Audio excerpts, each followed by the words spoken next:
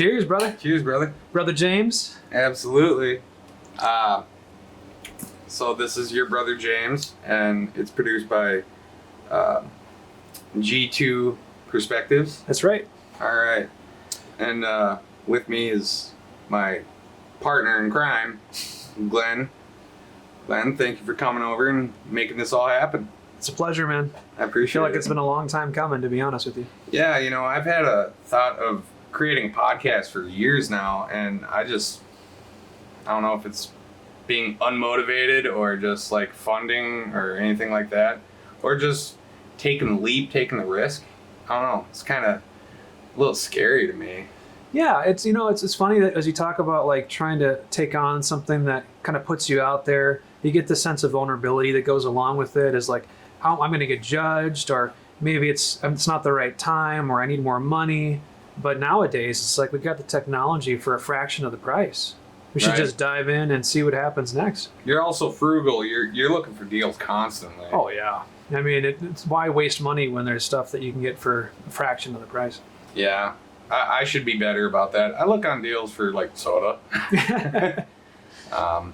Current favorite soda is Orange Sunkissed. I have not tried that. Is it Sunkissed, traditional Sunkissed? Yeah. Okay. Yeah. Not the lemon lime. For a second there, I thought they like branched out into different flavors. They do. Oh. They got like strawberry lemonade. They got they have several flavors, and really only the orange appeals to me because multiple reasons. It tastes the best, and put them on the map. Yeah.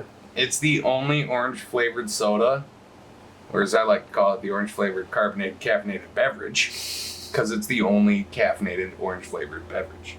I did not know that. Well, I mean, other than like, I don't know, some sort of orange juice that has like a screwdriver with caffeine in it? Yeah, something like that. I don't know. I like my carbonation because belching makes my belly feel good.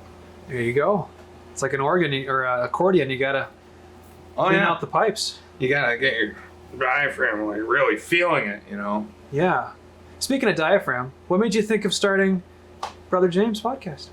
I've been a very talkative person my whole life. I have had a lot of people tell me that not only do I give good conversation, I listen to people.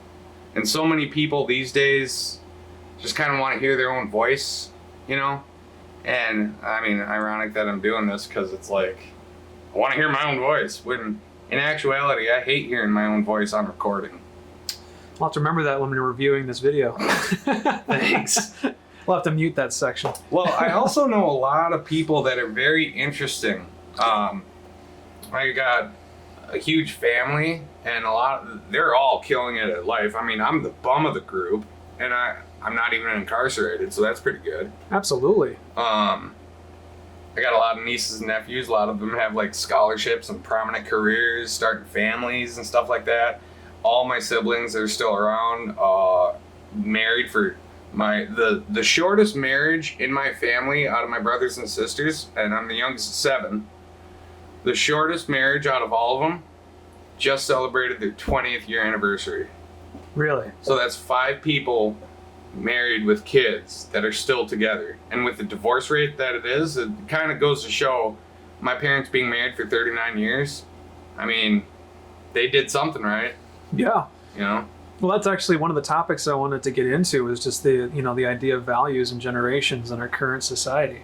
Oh, absolutely. I mean, it's alarming to see how villainized the nuclear family is these days. Right? But, I mean, to me, it's like how, as much as we need it for our own biological, like, makeup as a society, how does that fit into AI and the trajectory that we're going in? Oh, AI horrifies the hell out of me. And it's not slowing down, and that's the thing. So, and once it reaches that tipping point of sentience, then we're screwed, because then they're able to fix each other or start producing each other. I mean, Elon Musk had said something about, we already have robots that move faster than we can see. And it's like this tomato separating machine, and you Oh, can't yeah. see it move. It separates ripe tomatoes from not ripe tomatoes, and they just roll on this conveyor belt super fast and kick the non-ripe ones out, and the ripe ones fall in. And Yeah. that's just one step. But you also hear about, I forget if it's Google or Facebook. They have those two that start I communicating. was just gonna talk about that. Yeah, and then they had to unplug them because they didn't know what they were saying. Yeah, Yeah, it's a little they're scary. communicating with each other. Totally. Maybe I'm a bit naive to think this, but I think that a lot of this is going to be kind of derived behind the motivation behind a AI, a sentient being. It's makes total sense for us to be cognizant and careful when it comes to the advancement of a basically new species of sentience. Mm-hmm. But part of me wonders, why would they put the effort into getting rid of us when maybe they can work with us? Yeah, that's the hope. That's the hope. Yeah. If they eventually deem us useless because we have to consume and constantly, Well, yeah, for basing it off of our current average American, then we're pretty much all doomed. But Mm-hmm. it also depends on how their value system works and if they have one. There's also the concern about when they plug your personality into a hard drive and then you can live forever. Right. They've been Yeah. talking about that, and that horrifies me. I mean, my biggest fear in life is death, as well as Yeah, it we should talked be for about most. that. Yeah. Yeah, and I've got a different attitude about it, but that's neither here nor there. Why are you afraid of death? Oh, it's final frontier, and we have no answers beyond it. Exactly. So I think that's kind of it's very similar in my mind to what we think about AI. It's such an unexperienced thing. So of course we're going to think the worst case scenario. We've got all these different sci-fi movies that back it up, and all these ideas of what could go wrong. But I also think about what they're programmed for, and yes, that could be a runaway highway to inefficiencies, etc. But I don't know. Part of me wonders if it's just not going to be the best and most abundant couple of decades that we're going to see Oh, absolutely. because of the integration. It's kind of going along the fact of how technology has been progressing, and it's progressing at an exponential rate. Oh yeah, Like the first 80 years that photography was around, Right. that full 80 years, every picture taken is taken every 2 minutes every day. nowadays, yes, Yeah, because everybody's got 3 cameras on their phones, right. and their phones are basically us turning, in a way, turning into robots. Like, Yeah, so that's one of the. Actually, it's funny you should mention that, because even when Elon Musk was asked about that, like, when are we going to become cyborgs? And he's like, "What do you mean? We already are." yeah, Their it's just phones in are- your pocket. Exactly. Yeah. So to me, it's like, I think it's pulling up a value system that's getting further and further away from the core family structure, and that's scary, because I think there's a tie to how social media has grown, as there is to the movements that we've seen in like gender and feminism to an extent, Sure. and just which I think in a lot of ways it's a opening up the conversation to examine these things on one end, Right. but on the other end it's creating and isolating certain groups of people that have nothing to do with the problem. So it's this weird like conundrum of It's also interesting that you mentioned social media and stuff like that.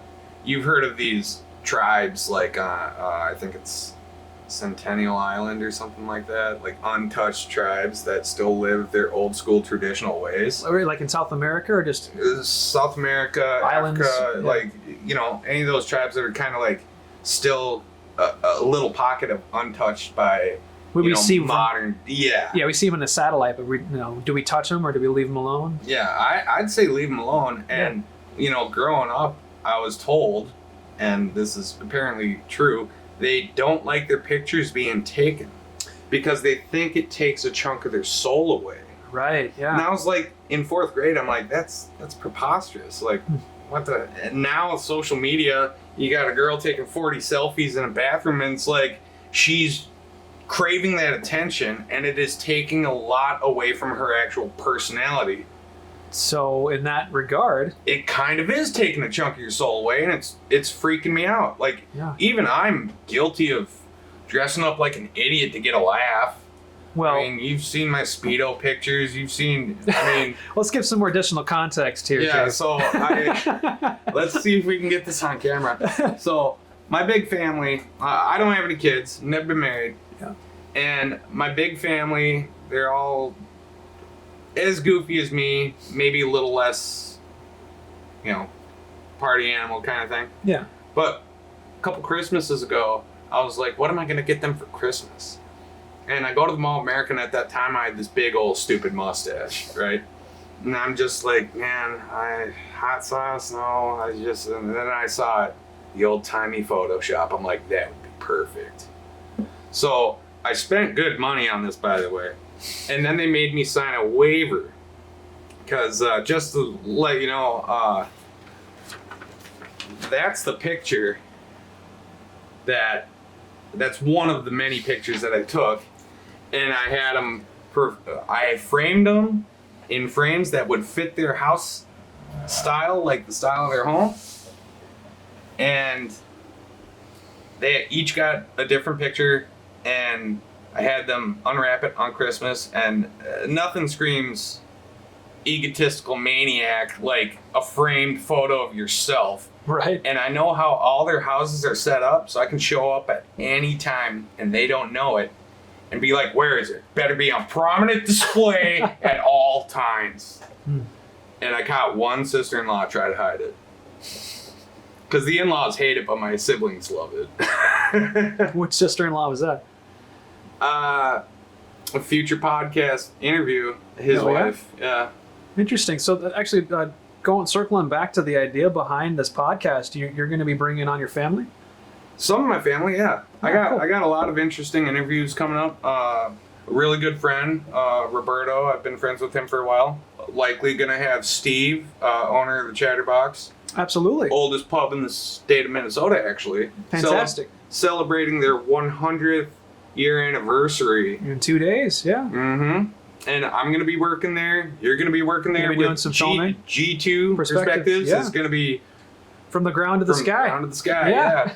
And I think it's going to turn out really well. Live music. Martin Zeller is going to be there. Yeah, big name. I've not heard his stuff personally, but I've heard nothing but good things. My favorite song he ever made, and it's partial because I grew up, born and raised in Minnesota. I played hockey most of my life. And his most famous song is I Want to Drive the Zamboni. Okay. I think that's his most famous song. Sounds about right. Yeah, and I'm just like, oh, yeah, I want to drive the, just... Exactly. But when Steve, owner of Chatterbox, told me that he got Martin Zeller, I was like, no, you didn't. There's no way you did. He's like, yeah, he's going to be there. I'm like, I can't wait to meet this guy because I'm likely going to be, dressed similar. And I'm getting a T-shirt. So you're going to wear the Speedo on the inside? Not on the inside, but I'm going to have pants on. So, okay, you're going to let people know. Like, yeah, hey, yeah. I've got the Speedo on. I got the Speedo and the cape's tucked into the shirt. That's for the after party. Yep. When the kiddos go to sleep. Yeah, exactly. I'm glad you brought up the Chatterbox because I think that'd be an awesome spot to do a couple of podcasts. Yeah, it's a really cool spot. Only thing is, a lot of people gonna come up and wanna interrupt, but that's might be a good thing. Absolutely. Yeah. I think that's part of the deal because so this is to give some backstory. James and I have been bouncing this idea, how is this going to work? And honestly, there's other people before us that have done this far better, far more freely. Like Joe Rogan, perfect example. Everyone's heard his name. But I think that your brother James is perfect because you get to experience kind of where you get to hang out and interact with people. Oh yeah. As well as get into some of the roots of your history because you've got quite the story, man. Oh yeah. Well, I mean, some people say, "Oh, crazy just follows me around," and I'm no different. But most sane people are like, "Are you sure it's the crazy following you around, or are you the?" And I'm like, probably both. Right. I'm just a magnet for insanity. I saw a raid this morning. Yeah, you were talking about. Tell me, what happened? So yesterday, I work at an auto shop, and across the street there's this brand new apartment building. And yesterday we noticed a squad car sitting out there, and Minneapolis police have been depleted ever since George Floyd incident. Yeah, the defunding. Mm-hmm. And we see the police across the street, and my coworker, he's a big old black dude, and he's just like, oh my god, But we see this squad car. I was like, what are these guys doing over here, And then we see 4 officers going to the same squad. And having 4 in one squad, I was like, they're planning a raid. Huh. And my coworker's like, you think so? I was like, I've seen 3 raids in this neighborhood, including in my building, like right over there, right up there. Oh, man. Yeah. So I was like, they're planning a raid. And sure enough, the very next day, first thing in the morning, tons of squads out there. And the guy they hauled off, that same coworker worked on his brand new Camaro, and he said when he was putting his spare tire away, he had like 30 pairs of brand new J's in there, in the trunk.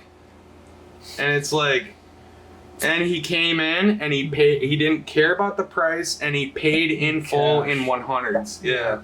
And it's, you don't want to assume, but all of a sudden you're getting hauled off by like 15 police. It's like, You squawk like a duck and look like a duck. You might be a duck. Yeah, exactly. And, he was apparently a nice guy to us, but it's not like we're the law enforcement, Right, exactly. But yeah, it's similar things like that. Like, crazy seems to follow me, and I know I'm crazy, but I'm not a bad crazy. I mean, your shirt says it all. Admit it. Oh. Life would be boring with that. Yes, and I should thank, I believe my sister-in-law, Sarah, bought this for me. Dude, youngest is 7. I had 4 older brothers growing up. I didn't get a new t-shirt till I was like 15, 16 years old, because it was all hand-me-downs. I'm the only kid in 1998 wearing a Top Dog t-shirt. You know what I mean? So, you're like a couple generations behind in pop culture. Yeah. Exactly. And so I have a few sisters-in-law, and that's the right way to say it. Sisters-in-law. You don't say sister-in-laws. Interesting. Yeah, okay, sisters-in-law. Sisters-in-law. Yeah. The sisters-in-law. Oh, I see. Yeah. Possessive. Got it. So I got a few of them that just, my entire family desperately wants me to meet a girl, get married, and settle down. And it's like, been running around for 37 years like an idiot, and it's probably not going to slow down. But how long have I known you? Like 5-6 years now? Something like that, yeah. We met through our mutual friend Tommy. Tommy, yeah. Actually, in fact, the first time we met was when we were doing the Minneapolis Tent City Drive, where we were that's right, yeah. Yeah. We raised $1,800. Yeah, we turned that into socks and gloves and coats. Yeah. For the tent city that was happening that winter. And, there's nothing really funny about that situation. No. And that was the first big tent city that popped up in the city. Yeah. And it was coming November, so we wanted to get them socks, everything you just mentioned. Right. And we went out there ourselves with yellow vests on and handed it out of Tommy's van. Right. And what's funny is I had a beard bigger than this at the time, and there were other people working there, like, serving soup, if you remember that. There was like a couple of stands, and I'd be walking like, hey, you need a pair of socks, going around. And once I ran out, I'd be walking back, and one of those people working, I got the beard and everything, they're like, do you need help? Do you need something? I'm like, I'm not homeless anymore, because I have been homeless a couple times, but that's basically based on pride. My family's more than loving and willing to house me, but I was too proud to do that. But you'd be surprised in how quick pride goes away when it's 14 degrees out. Oh, absolutely. Yeah, that survival instincts kick in. You're just like, this is enough is enough. Yeah. Well, yeah, I guess my point being is I don't know if anyone's going to be able to settle you down. I think you got to find a gal that's going to match your crazy. Oh. In a good way, not. Yeah, I was gonna say I've been with crazy. My best girlfriend, that didn't work out just because of the age difference. She was significantly older than me. Okay. And like her kids, I still talk to both her kids occasionally. There you go. I mean, I made an impact. We were together for 2.5 years or something like that, which is the longest stint of any of my relationships. I had 2 that were 2.5 years. So would you say that her maturity played into a factor with that? Maybe you need to find a gal that's more mature? Absolutely. I've always been into older women, you know. There you go. And Let's balance you out a little bit. yeah, as I'm getting older, though, it's like, you know. You're not going to go the other way? No, I mean, I have the opportunity. Like, last night, I met a girl who's 24, Okay. and I'm 37. Well, that brings up a great conversation piece. Not that we're plugging any of this, but it's just like, at what point does age no longer matter? You know, some say 18, and I'm like, hell no. There's a certain level of maturity that a girl has to meet for me to be like, okay, you know. I dated a girl for like 6 months, and just, psychopath.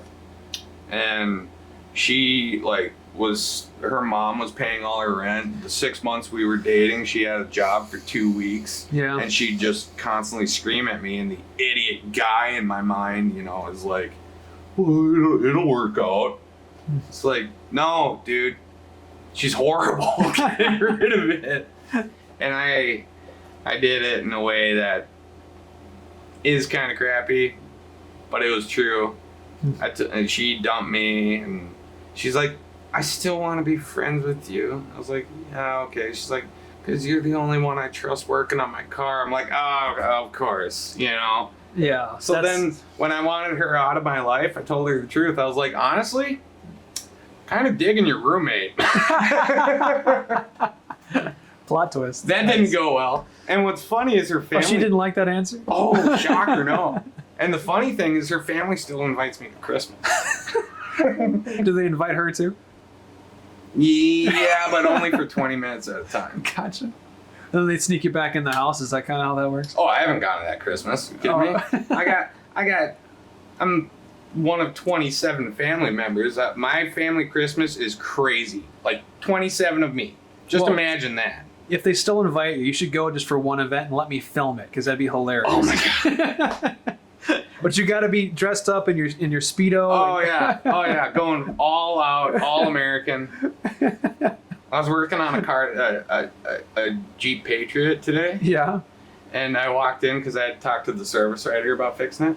And I walked in and I was like, hey, yo, Dustin, I got this Jeep James Sutcliffe Patriot up in the air, you know, and everyone's like, what? Oh, okay, because James Sutcliffe is a Patriot, obviously. Gotcha. And I want to clarify something here. So my, as I call it, uniform, Speedo, the cape, hat, banners, used to be sunglasses, but my nephew beat me in a bags game. Is that going to be the mascot of this podcast? Possibly. Yeah. Anyway.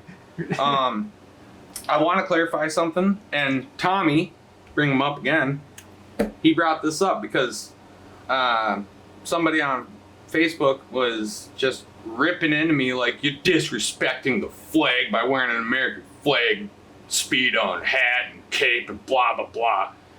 Tommy goes, were any of them ever a cape? Do any of them have 13 stripes and 50 stars? No? You can wear something that resembles a flag, but you can't wear a flag. Learn your flag laws, bud. There you go. So I'm saying, details matter. Yeah, and I during a hot summer, Mm-hmm. now my favorite treat is a bomb pop, the red, white, and blue popsicle. I don't call them bomb pops though. I call them non-commie pops. Okay. All right. Fair enough. Yep. And if my coworkers eat any of them out of the freezer at work, they got to ask me for a non-commie pop. Otherwise, they're not going to get one. I mean, they still will. I'm a generous guy. That's not where you draw the line. All right. Nah. Fair enough. Fair enough. All right, cool. So you got 7, is it 7 siblings including you? Yeah. I'm the youngest of 7. Gotcha. So did you get bullied a lot by your siblings? They say no. Oh, hell yeah, I got bullied. And then their friends come over and they see them bullying me. So they just join in on the... Oh, yeah. Okay. Oh, and See, that's a complete contrast to my upbringing. I was an only child, yeah. so I got nothing but gifts and spoiled from both sides, and all of my my friends that have brothers and sisters must be nice, and I'm like, well, two things. First of all, what am I comparing it to? Second of all, who am I? I'm basically I got to go to the park to talk to anybody that's my age. Right. So it's mixed bag. That's just foreign to me. Mm. Like, I actually did not like sleepovers in elementary school because of the dynamics of the families. Really? Because it was so different from what you were used to, or? Yeah, because they weren't getting along. And because most of my friends were I don't want to generalize, but kind of trailer parkish. I watched my buddy. Well, where did you grow up? So since I can remember till I was 11, I grew up in Princeton, Minnesota. Okay. About an hour and a half north. North. Yeah. Gotcha. Huh. Up by Cambridge and stuff. Gotcha. And then when I was 11, we moved out in the sticks, Todd County, Minnesota. Okay. So basically like Little Falls, Alexandria, Brainerd area. Yeah. And it was a town of 700 people. My brother, who I'm going to have on this podcast, he still lives there. Huh. And I lived there till I was 16. And then when I was 16, I was already partying and going crazy. We should go through that town and just kind of walk through some of those areas that you used to. Oh, God. Yeah, that'd be awesome. Like, Princeton has changed so much, it's like I barely recognize it. But Browerville hasn't changed since, 1958. Huh. They got a humongous, beautiful church. Right on. Town of 700 people. And my brother, who's going to be on here, he's head of the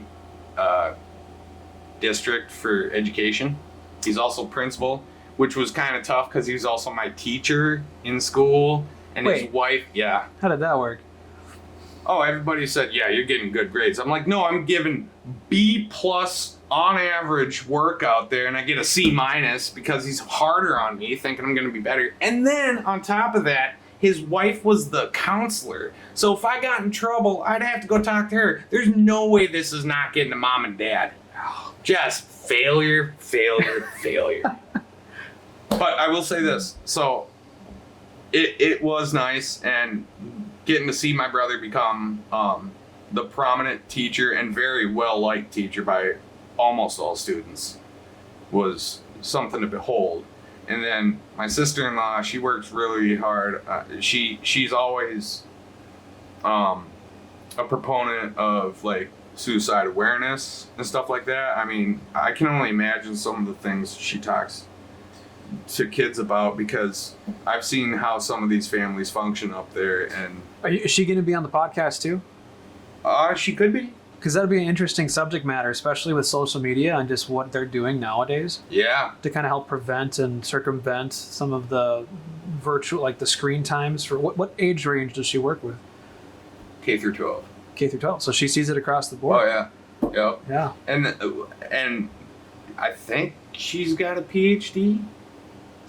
She actually stayed with me at a punk house when she was going to school over in St. Paul. Isn't it funny that the different titles that people are given over the years, and you remember all we came from the same, you know, sticks of Minnesota.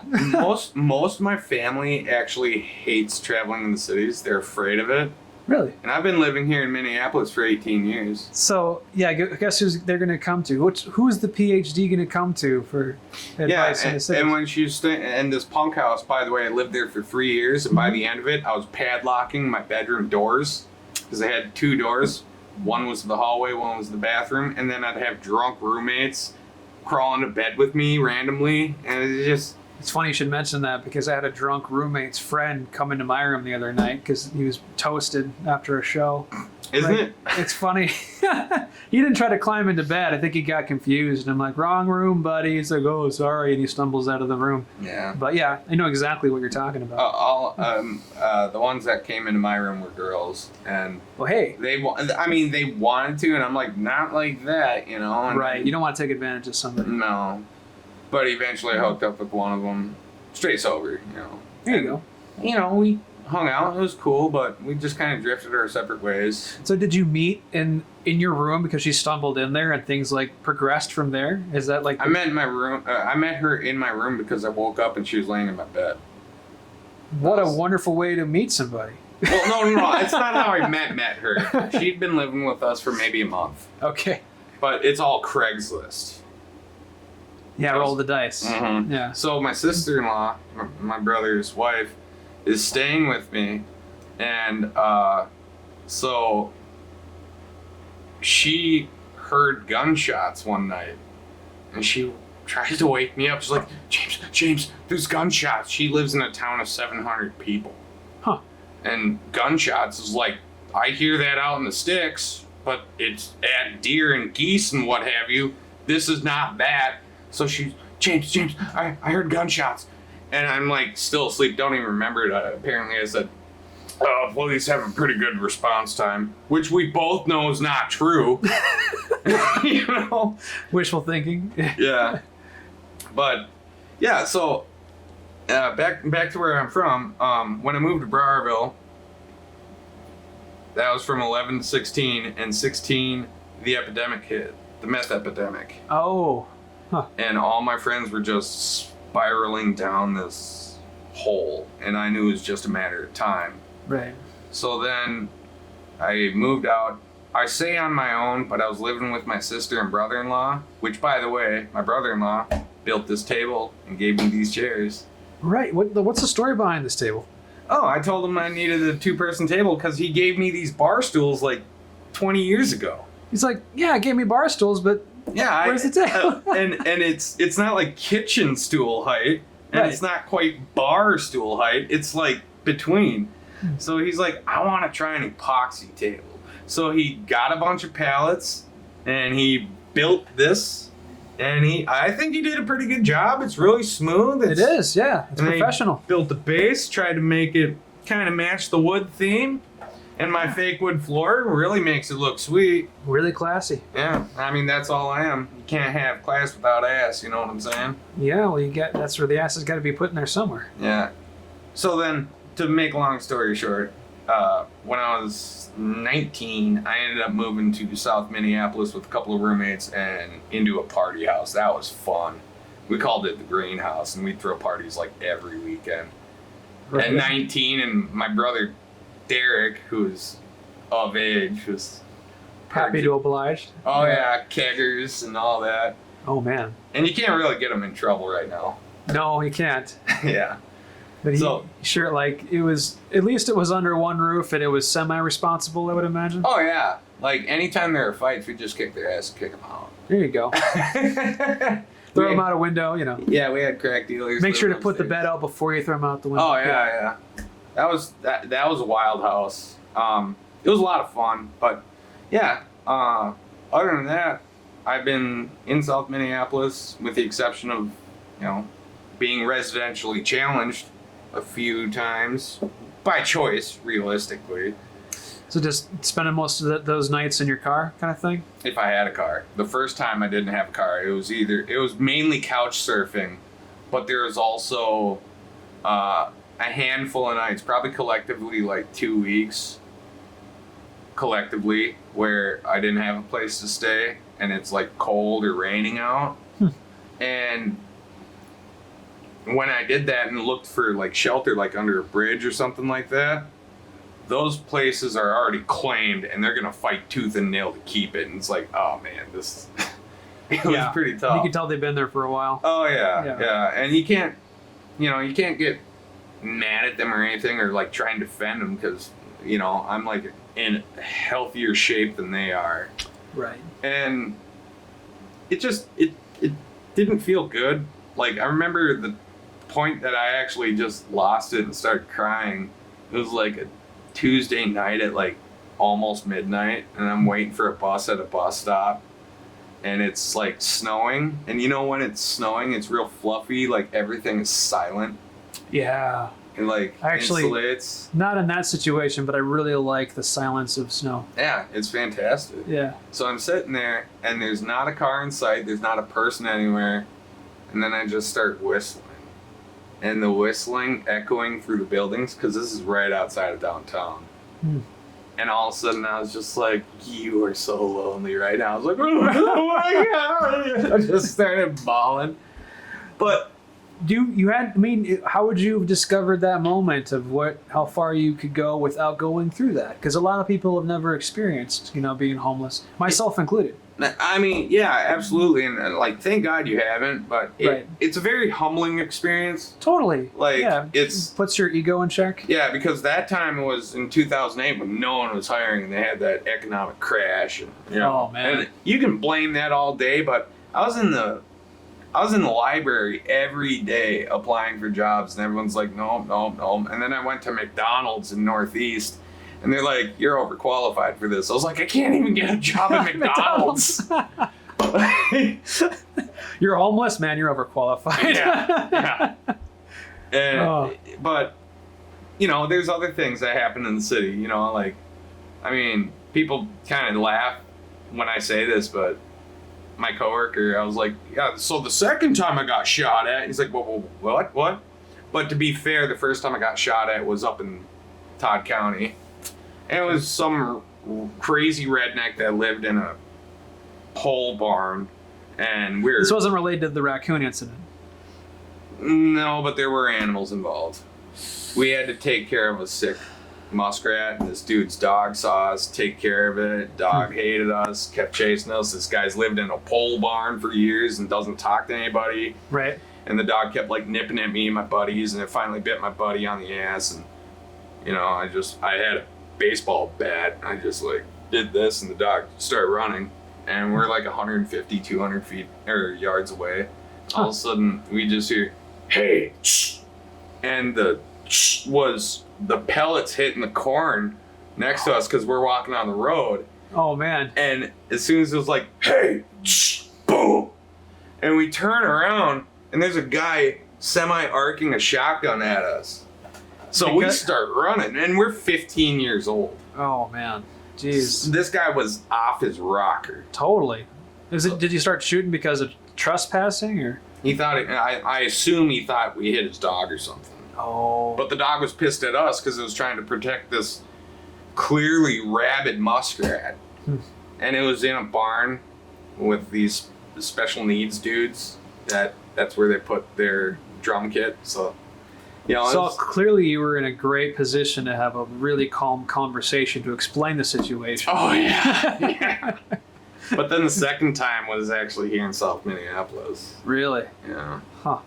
And I didn't even realize that they were shooting at me until like a couple years ago. I was thinking about it.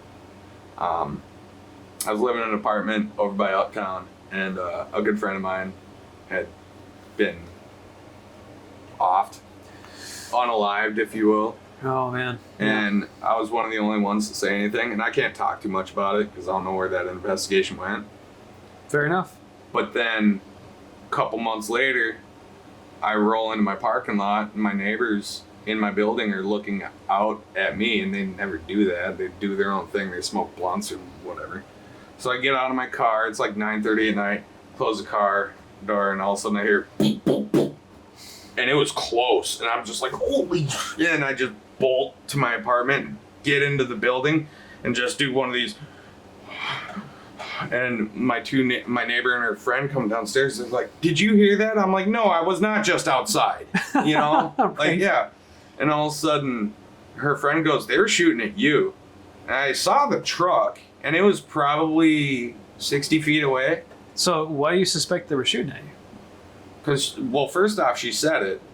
Right, but I mean, why would they shoot at you? Did you know these guys? A few years later, I'm telling this to my buddy Bruce. Right.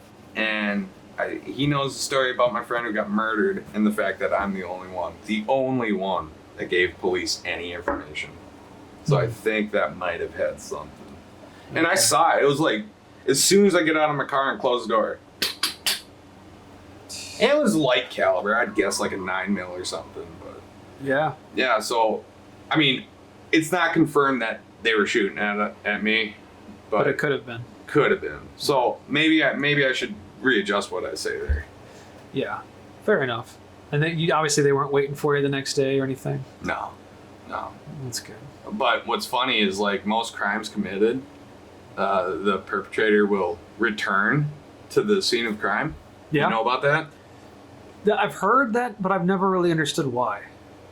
Oh, I don't either. It's like, but what? we don't have criminal minds, you know? Right. Maybe there's something that they forgot. I don't know. So I was like looking out the window, and sure as shit, that same truck about 2 minutes later, and I called the police, and at that time, this would be 2018, the police had a decent response time. So the truck ripped through about 2 minutes later, and then like another 2 minutes later, the police are like searching for casings. Yeah, that was a good, fun time. Yeah, sounds like it. No, it was... So you're pretty good at dodging bullets. Good to know. Yeah, maybe. Maybe there's a force field of something greater than us shielding me. Maybe. I mean, crazier things have happened, you know? Absolutely. Yeah. And then, so, I say crazy follows me. We had that raid this morning. I've seen multiple raids. But I wanted to talk a little bit about what happened to me yesterday. Yeah, please do. What happened? So, there's a known genetic heart condition that my family tends to have. That's right. Yeah. So, about 4 years ago, when I finally decided to do something about it, or like get checked out at least, because health insurance, and you know, it's expensive, and I swear they like charge by the syllable of your condition. Right. I got a cardiac MRI done to see if I have an enlarged heart. That was 4 years ago. So then flash forward to today, and well, like a month and a half, 2 months ago, I went in because I had chest pain, and I'm like, ah, man. Because when I had the first cardiac MRI, they discovered I do have something with my heart. Is it? And it's similar to what happened to your brother? Yes. Okay. Yep. So I mean, not only I would assume that that's kind of a mind fuck in a way, Yeah. as well as do you have to like take precautions when you're doing anything extra strenuous, like with your heart? There's not really anything you can do. I mean, do you Like- have to be careful not to get like to go jogging for extended periods of time, things like that? Not really. Don't do cocaine. Okay. Don't do, you know, shouldn't smoke. Yeah, shut up. But they discovered what I have is called arrhythmogenic right ventricular cardiomyopathy. Like I said, by the syllable, because Wow. that is expensive. So what I had to do yesterday as a follow-up, 4 years later, should have been 6 months, but 4 years later, I go in and they're like, all right, James, here's what we're gonna do. We're gonna shove you in the tube, and then we're gonna take a couple pictures for 25 minutes. Then we're gonna induce a panic attack medicinally with something called acetylene. I think it's, no, that's a gas. A desaline. That's what it is. Okay. A desaline. And they're like, it's gonna make you feel like you're running, and we're gonna put it in you for about 4 minutes. And then after that, we're gonna take about a half hour of images while we're pumping contrast, basically dye through your bloodstream. And I was like, all right, let's do it. So they put me in the tube, they're taking pictures, and I'm not really claustrophobic, so I'm lucky there. Yeah. And then they said, all right, we're gonna start putting the medicine in to induce the panic. I say it induces a panic attack. They're just like, it just irritates your blood vessels so we can get a better image. I was like, okay. So minute one, I was like, okay, this is all right. Minute two, I'm like, oh man, I'm really feeling it, because my legs start getting tired, my shoulders start getting tired, and I can feel my heart kind of like, come minute three, I'm like, end me now. And I was like 5 minutes of this, and it was like a panic attack stuffed in a tube. And then once they pulled it out, it did granted take like 1 minute for the, you know, symptoms to go away. Yeah. But then they're like, all right, now we're going to start the contrast, you know, double IV'd up, one for the desaline and one for the contrast. And I'm just like, oh, God. Jeez. And I get to, so then I go to work afterwards. And I just walk in like an old man, like, oh, God, because I'm sore. My legs are sore like I ran a marathon. Oh, because all inside your body has just been through the ringer. Yeah, pretty much. Huh. So, haven't gotten results back because that was yesterday, and they said 24 to 48 hours. So, we'll see how that goes. And if it hasn't progressed since 4 years ago, you can live a perfectly long and healthy life with this condition. Interesting. But if you see something progressing, Then you might be in the same boat as your brother. yeah. And I asked the doctor when I got this news, I was like, so what kind of medications can I take? Or what can I do? He's like, no, it's either valve replacement or total transplant. Jeez. So, but that's why I live life the way I do. Like, you're asking me about society earlier and like where the human race is going with like, Yeah, all like this. it seems like it's accelerating, but we don't seem to know where we're going. yeah, we're like the blind dog just running at the fastest pace we can. But we Faster got a than- V10 that gets us there faster. Oh yeah, heck yeah. Anyway, Put a turbocharge on that. hell yeah. So that's why, like, with all the nonsense that seems to like bring people down, and I don't want to say I've been through a lot because they're What are you comparing it to? Yeah. Yeah, like if I compare it to people in third world countries, man, I'm living the dream. Yeah, exactly. You know what I mean? Like it's You all make- perspective. Isn't it $34,000 and you're part of the one percenter in the globe? 32, I think. Yeah, Yeah, something like that. You're top of the 1%. Yeah. And it's like here's my philosophy on like how you should wake up every day. A lot of people wake up and they don't want to go to work and they're just like tired and groggy and pissed and they're just like, ugh, I don't want to go to work. Today's gonna suck. Well, if you have the mentality, guess what? Today's gonna suck. Right. But if you wake up, and I try to have this mentality every day, and I do a pretty good job about it. It's like eyes open. I'm like, all right, I woke up today. That's win number one. Right? Once I get to my feet and I start doing my routine to get ready for work, I'm like, win number two, this is awesome. And if you have that kind of mentality, that positivity of the fact that, like, you woke up today. So many people are like, my Instagram app isn't working. FML. You know. Fuck And no. I'm just like, if you woke up today, life don't owe you shit. And that's what, because tomorrow's never promised. No, it's not. That's what I've learned. You live today, you die today. Mm-hmm. And that's why, like, I just constantly have a positive attitude.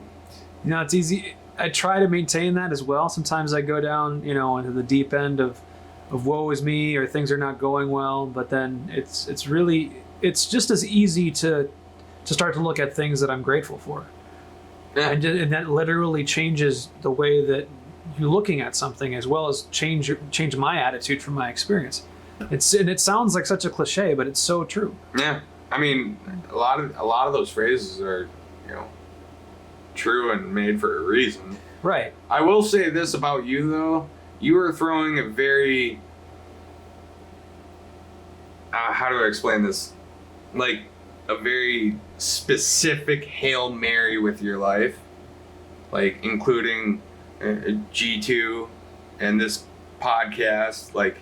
Yeah, I put my entire life savings into this. Yeah, It's and It's the taking fact me that- somewhere. honestly, the fact that you're involving me, because I've been wanting to do this for years, but I'm just like, let's go twist some wrenches on a car and make money that way. And it's Which, not by like, the way, like I've seen you on both sides of the scale, man, and that's actually it's interesting that this topic would even come up because I specifically remember.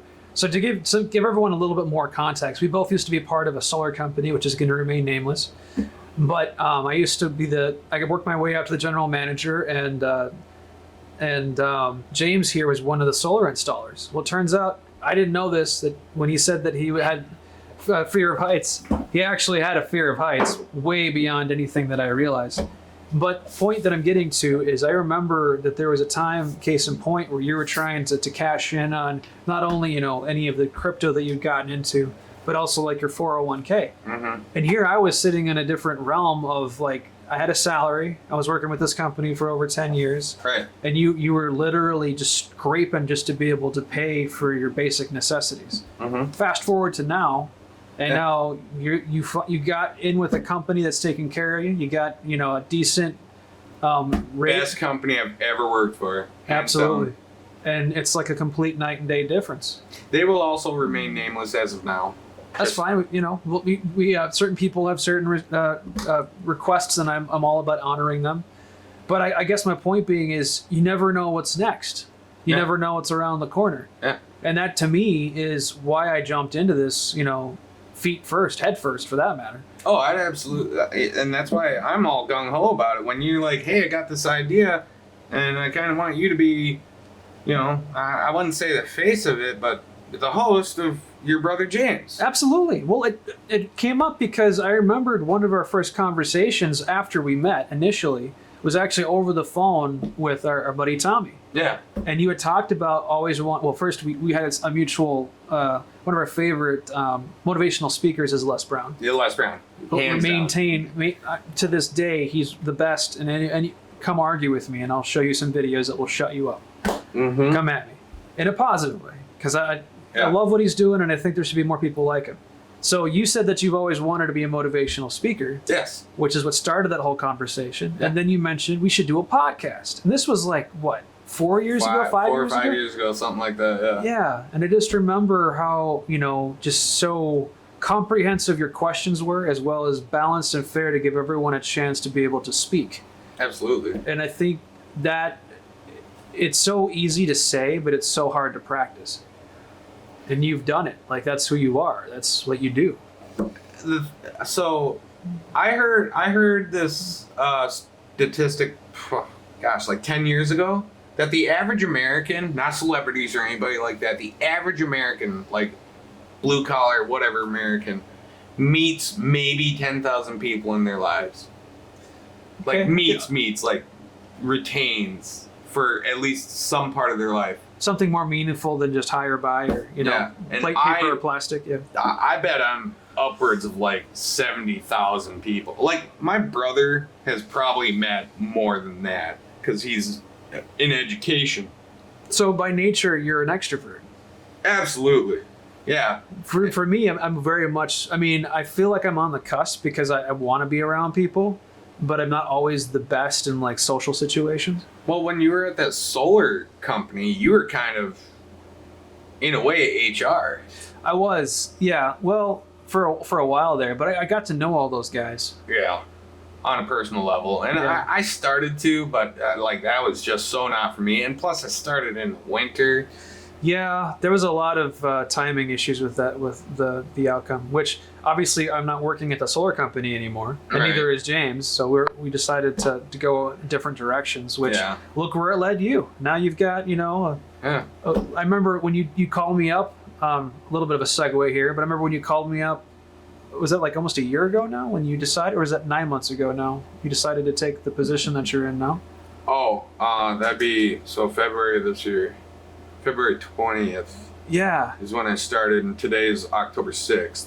Yeah, exactly. Because So- you navigated the gambit. You went from one shop to another, and they all of them were kind of treating you not like right what you deserved. And finally, it felt like the pendulum was swinging back into your favor with letting people realize how valuable your skill set was. Well, and to that point, I will say the company I'm currently at, I used to work for before I started that solar job.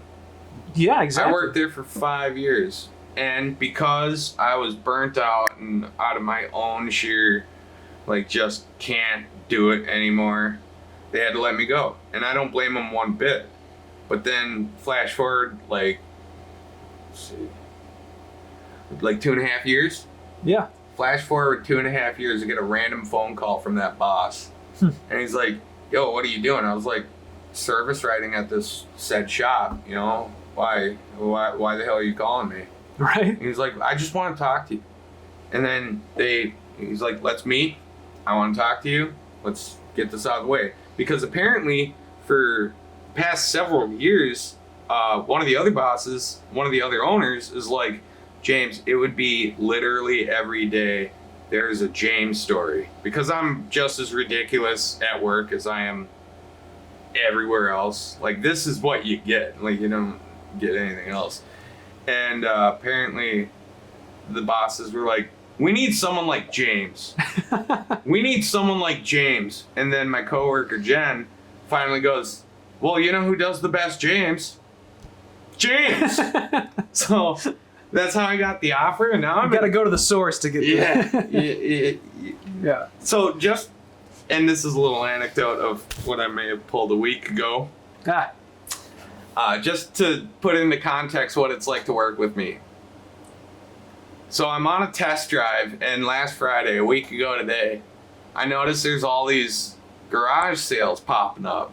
You know, Halloween's coming up, and then winter, you got to clear out your garage, so everyone's trying to get rid of stuff, right? Right. So I'm on a test drive, and on the same block as my shop, I'm driving, and I see this garage sale, and it looks like it's got a lot of kids stuff, and I don't have any kids, and all my nieces and nephews are well over the age of any of this stuff, but I see this little rocking horse, and it's little, it's like, you know, and it caught my eye. I didn't even see who was running the thing. So I bring the car back, I do the inspection, and I'm like, if that horse is still there, I'm totally going to ask how much.